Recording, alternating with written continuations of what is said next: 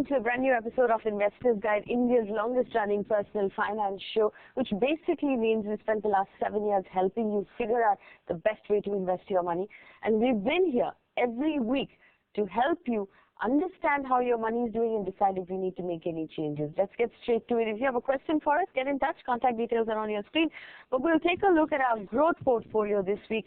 This is meant for someone in their 30s, and it's normally Indians in their 30s who start investing when they realize they have children that they have to plan for, and they have their own retirements that are coming. So if you're in your 30s, this is the portfolio for you. We'll also take a look at the Quantum Long-Term Equity Fund, and we'll help a woman investor save enough for her child's education. Let me bring in Dhirendra Kumar. Dhirendra, thank you for joining us. This episode is focused on 30-year-olds, and our growth portfolio was designed for someone who's 35.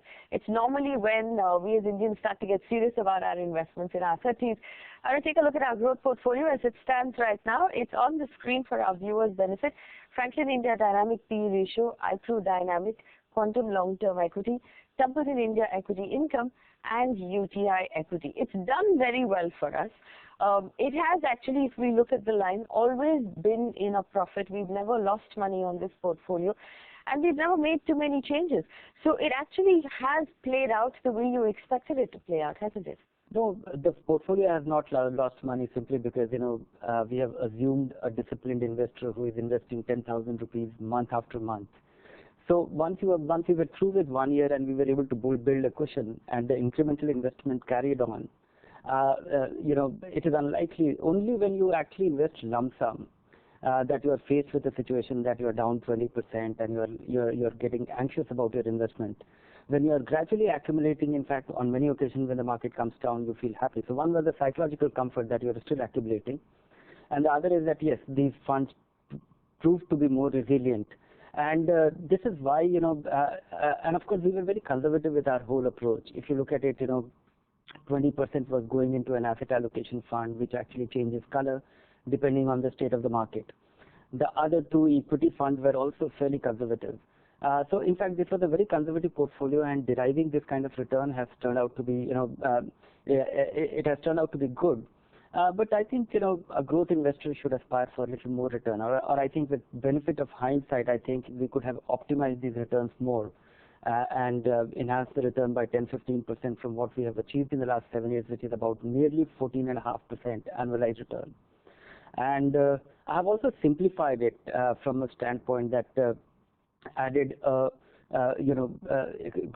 international exposure and international exposure of a growth kind. So adding the Nasdaq 100, this actually gets one disadvantage. One is that it does not operate like an open-end fund, the way you set up your SIP. To buy this fund, you will have to, you need a brokerage account and you need to buy 2,000 rupees worth of Nasdaq 100 units. But that's the assumption. And also the return from this fund will not be as tax efficient as an open-end equity fund. But I think net, overall it will be adding great diversity.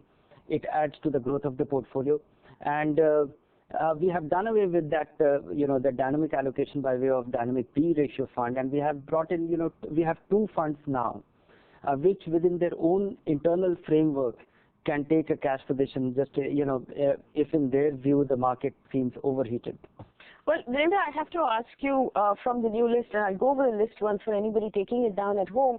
There's the Motilal Oswal Most Shares Nasdaq, the Birla Sun Life Equity Direct, iPro Dynamic Equity Direct, the Parag Parekh Financial Services, or the PPFAS Long-Term Value, and Quantum Long-Term Equity. Now, first of all, we must ask about the direct funds.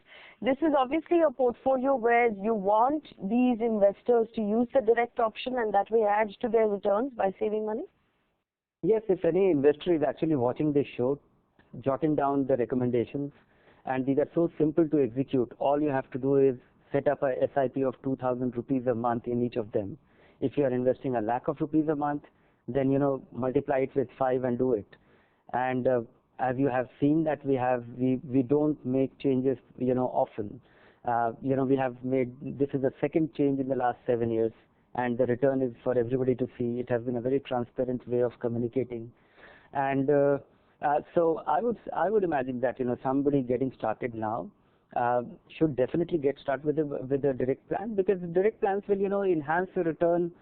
It will look like, you are earning 1% more, but on a 5-year, 10-year basis, the difference, if you look at it from a different standpoint, if you look at it a little differently, that if you are investing a lakh of rupees a month, 10,000 rupees a month, 1.2 lakh rupees every year, and in 10 years' time it becomes 12 lakh rupees, and that 12 lakh rupee happens to be, somehow becomes 24 lakh rupees. The difference between the direct and the regular plan could well be, 1.5, 2 lakh rupees. So that will be a very meaningful difference.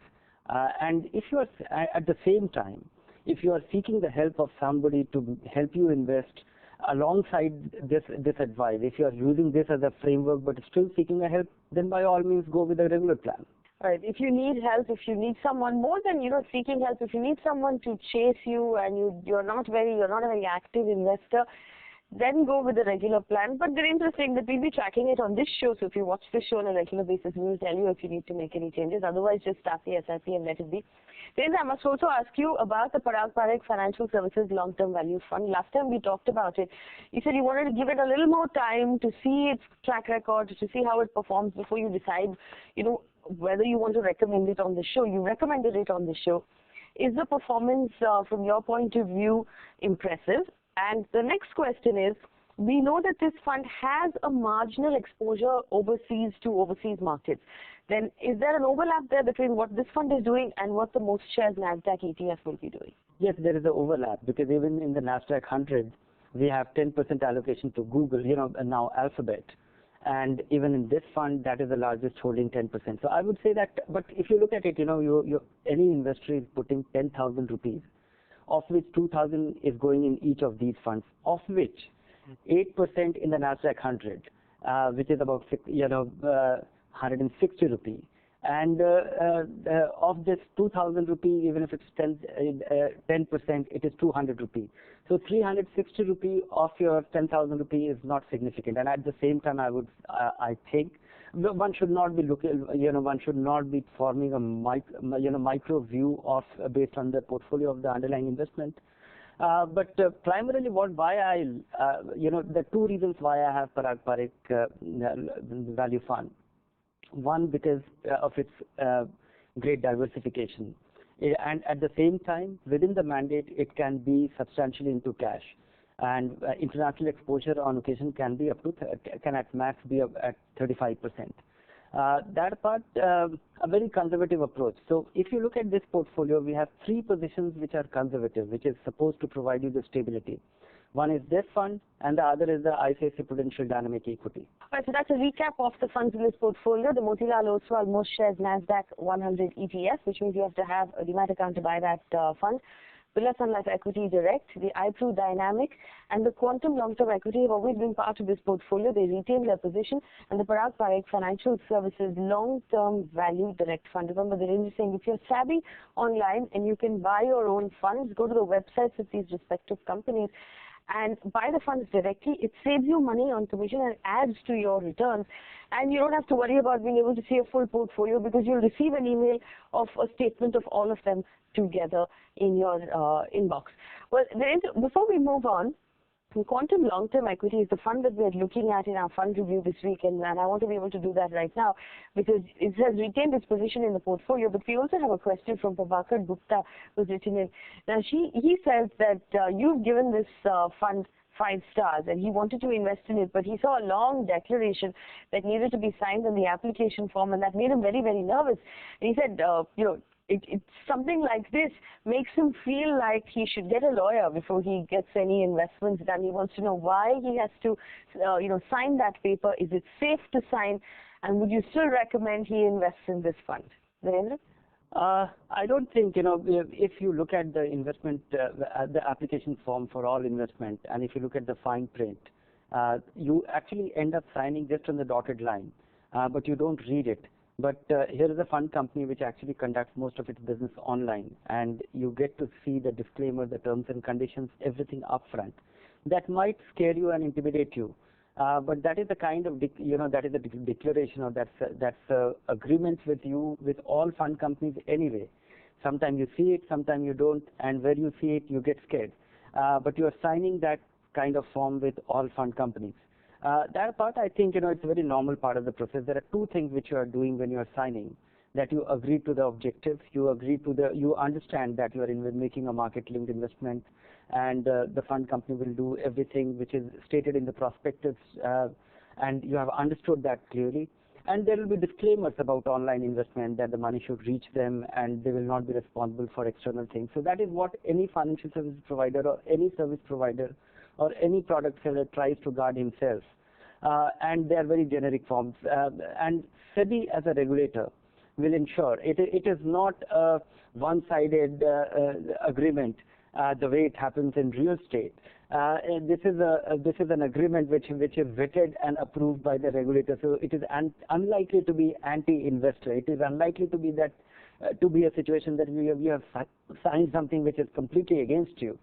That will be protected by SEBI anyway. So the reason is saying, if you like the quantum long-term equity fund, then go ahead and buy and invest in that fund. Don't worry about the paperwork; it's already been looked into by the regulator.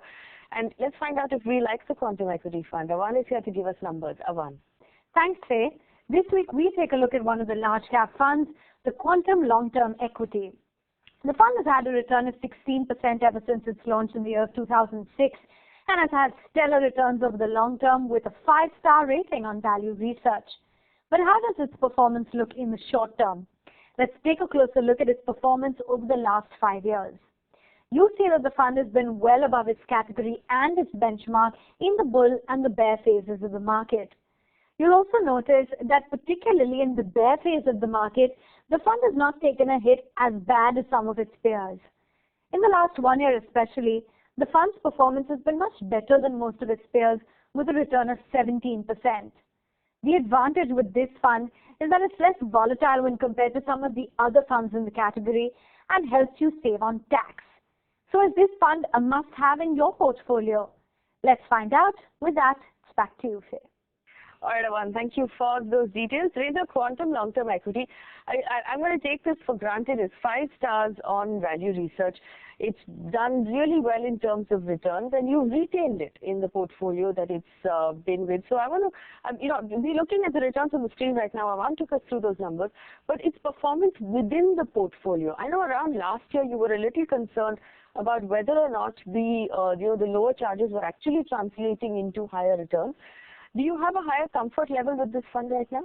Going by what it stands for, quantum, I would say that it stands for 2-3 things. One is that it has its framework of valuation, and it will always follow that. It will not be investing in a set of companies which it's uncomfortable with on valuation, and that it has stood for. Cash bit, I'm against it. I dislike it. And cost advantage, reaching out to investors directly, and it has been reaching out to investors directly since its start. It has never been sold through an intermediary, and it has always been low cost, much before the direct plans were launched. Today the direct plans were launched 3.5 years back, and this fund is over 10-year-old. And all these things over a long period of time has translated into something very meaningful. It's the second best performing large cap fund. It has changed colors. Despite its underperformance, it was never down in the dumps. So I think it remains a good conservative stodgy fund, which should be a good sizable part of your portfolio, and that is exactly the reason why we have a large cap fund in our growth portfolio, and that to 20%, and that continues in its even after its revision. All right, Dhirendra, finally, the star rating for the Quantum Long-Term Equity Fund on Investors Guide, where would you place it? It is a 5-star fund on the risk-adjusted scale, and that is where I'll place it. Some time back, when we were reviewing it last time, it slipped on the rating primarily for that reason, and it has made a comeback of late. All right, 5 stars there for the Quantum Long-Term Equity Fund and Investors Guide. 5 stars very difficult to come by on this show, which is a huge vote of confidence. So it retains its place in our growth portfolio, and it receives 5 stars on the review here on Investors Guide. Welcome back to watching Investors Guide. Thank you for tuning in. It's time for us to look at those who want to buy a home.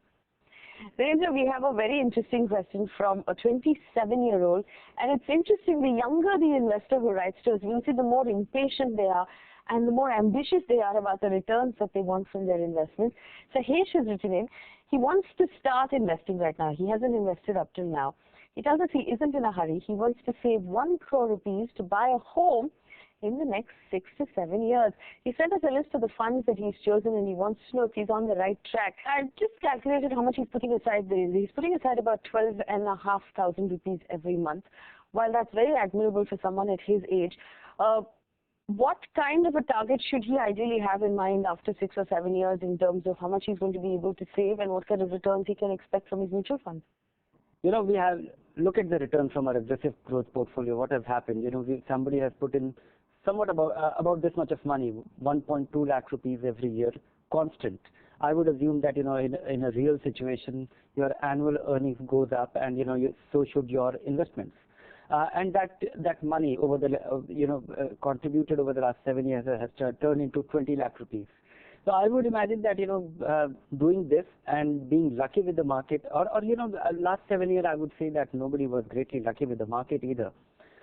So if one happens to be in a reasonable market and is disciplined with this 12,500 rupees monthly investment, one will end up with possibly end up with about 18, 20, 25 lakh rupees, and that could be good enough margin money for you to buy a home of 1 crore. Let's take a look at the funds that he's investing in, Narendra. The ICICI Prudential Value Discovery, Mirae Emerging Blue Chip, the Birla Sun Life Frontline Equity, SBI Blue Chip, and the DSP BlackRock Micro Cap. Again, all solid performers. Are these the performers that will take him to the target that he has in mind? Yeah, absolutely. This is a good mix of growth and a fairly aggressive growth portfolio, and in fact, most of the funds are they also find a place in our growth and aggressive growth portfolio. He should carry on and be hopeful. All he should, what he has in his control, that he can be disciplined, and he should ensure that he's investing some more, increasing his investment as his income rises, and resisting the temptation to discontinue these investments. At the same time, withdrawing, drawing from his investment accumulation for something needed for consumption in between. And these are basic principles to be followed for you to accumulate something sizable. 23-year-old Vishal is returning from Pune. He will begin working next month with a yearly salary of 4.5 lakh rupees. Congratulations, Vishal. Good luck with your new job. He says his long-term goal is to buy a home. He wants to know if he should go about investing to achieve that goal. He also wants to save on tax. So it's a long-term goal to buy a home. He's just started working. He's 23. I assume he should have, maybe 6, 7, maybe 10 years on his hands before he actually goes out and buys that home. Would an ELSS be a good way to go? And which of these, which tax saving fund would you recommend to him? Yes, that's the simplest way of growing your money and saving taxes. And you have plenty of options to choose from. But somebody in his age group, and definitely looking at 6, 7 years. And anyway, in any ELSS which you invest, you get logged in for 3 years. Looking for aggressive growth, I would say go for Reliance Tax Saver or Axis Long-Term Equity Fund. They're good to go, good for growth. On your screen right now, the tax-saving mutual funds that Narendra has recommended, they function like any other mutual fund. The only difference is they'll give you a tax benefit, and you have to stay invested for 3 years, which should not be a problem given that you've told us you have a long-term horizon. One more question from 27-year-old Prasanjit, who's written in from Bangalore. His immediate goal is to buy a home. He wants us to help him with his portfolio, tell him if he's on track. But he makes 75,000 and spends only 30, so he has a nice, chunky saving every month. 3 different insurance policies. He has the mandatory PF, health insurance from his employer. And he has some investments, he says, that he makes for Section 80C. That worries me. It worries me when people make investments just to save on tax as opposed to making investments that also save on tax. So he wants to know now, should he be investing in mutual funds or EPF or the NPS? What is a good option? So if we first take a look at the fact that I'm not comfortable with 3 different LIC policies, and I'm not comfortable in investment simply to save on tax, then which direction would you send him in if he's looking to eventually buy a home? No, first and foremost, he should first fix what the not so correct thing he has done in his portfolio. He should discontinue his insurance-linked investment we made just for the sake of saving taxes. The money which is to be invested for saving taxes must find its way into ELSS. That is the cheapest and the best way to grow your money and save on taxes. And he should seriously consider discontinuing his PPF. And he should not even consider PPF and NPS because and all the money which he is saving beyond 1.5 lakh rupee, which has to be invested for saving taxes on under Section 80C, his Provident Fund contribution and the tax saving fund. Beyond that, he should consider one of our portfolio, and that is all that is needed. Of course, before these two, he must check the essential things, which is he should have adequate term insurance, and he should look at his insurance premium as a cost, not as an investment. And he must have his health insurance, otherwise his investment plans will get derailed if something is not, if something goes wrong. All right, so while you have health insurance from your employer, and that seems like it takes care of everything, it doesn't. It makes sense for you to get your own health insurance policy, to have an emergency fund, and get a life insurance, a term insurance policy. So what you have right now, what you've done to invest only for tax might not be a great option. They're just saying, relook at all of those policies. You'll find that they're not the most efficient options. The best way to save tax would be ELSS. The ELSS mentioned earlier on the show are on your screen right now. These are the funds to use. Also, they'll also work for your long-term investments as well. A quick recap of what we've learned. Discipline is the basis of all investments. Keep it simple and disciplined. Don't overcomplicate your entire portfolio. If you're looking to save on tax, the ELSS is really the most efficient way to do so, and it's also the simplest way to do so. That brings us to the end of the show. Dhirendra, thank you so much for answering our questions this week. It's always a pleasure to chat with you. If you have a question for us, write to us. Our email ID is at the bottom of your screen. You can reach me personally on Twitter as well. Thank you for watching.